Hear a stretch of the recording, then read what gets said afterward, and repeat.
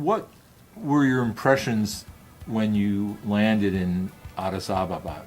What had you expected, and what did you find, and what struck you as interesting or surprising or memorable? What struck me first was the level of poverty.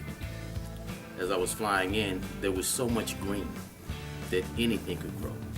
But once you landed, you could see poverty that I'd never really seen before. And I had gone abroad before to other places, never Africa. And it was amazing to see the ability to produce so much limited. And once you began to talk to the people, you found that what little they had, they were willing to share if you were sincere in what you were trying to do there. What do you think the kids learn from the poverty that they see in a place like Ethiopia? Well, poverty may be your situation, but it's not your permanent station in life. And as the ambassador to European Union explained to me, Ethiopia, if you can imagine an onion, there are 9 cities within Ethiopia. And the problems they were having, in theory, may sound easy to solve, but you had to deal with those 9 communities within it. And it takes a lot of respect, especially from elders. And that's what made CIE work the most in my estimation. Every organization that they dealt with first went through the older peoples within that community or village and got their respect. And it was easier to transition to anywhere else. And the name carried a little bit of weight. They knew exactly what they were doing, and the outcome was always good.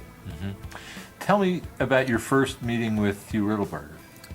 Well, I met Hugh, again, Anacostia, through Miss Foreman, and there was a level of passion that he had about what he was doing, and I got the impression from him day one that he would do it whether he got paid or not.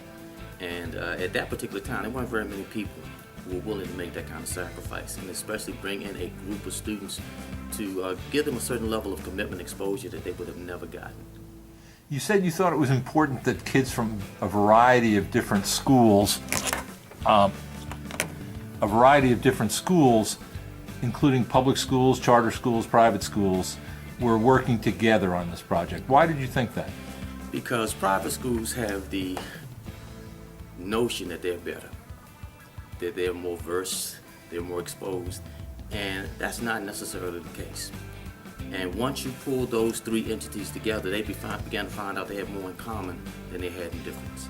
And it was just a matter of being in a situation where all of the distractions you may have at your particular school or in your particular family situation were gone. The electronic piece was out, nobody was making phone calls, there was no texting, and you had to deal with each person on a social level.